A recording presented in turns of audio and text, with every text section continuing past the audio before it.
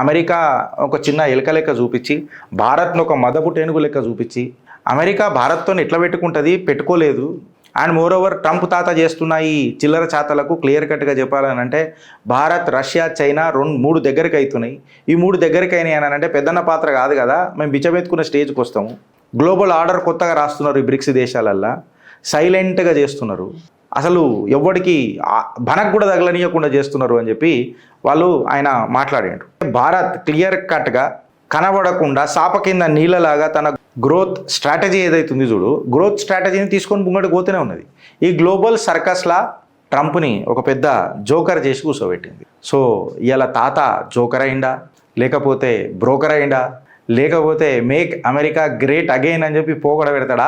నువ్వు మళ్ళీ ఒకసారి మేక్ అమెరికా గ్రేట్ అగైన్ అని అన్నావు అనుకో, మోదీ గారు వచ్చి ఏమంటారు తెలుసా, మేక్ అమెరికా వెయిట్ అగైన్ అని చెప్పి నీ ఫోన్ కూడా ఎత్తాడు. గీడి దాకా పడిపోయింది అమెరికా ఇవాళ.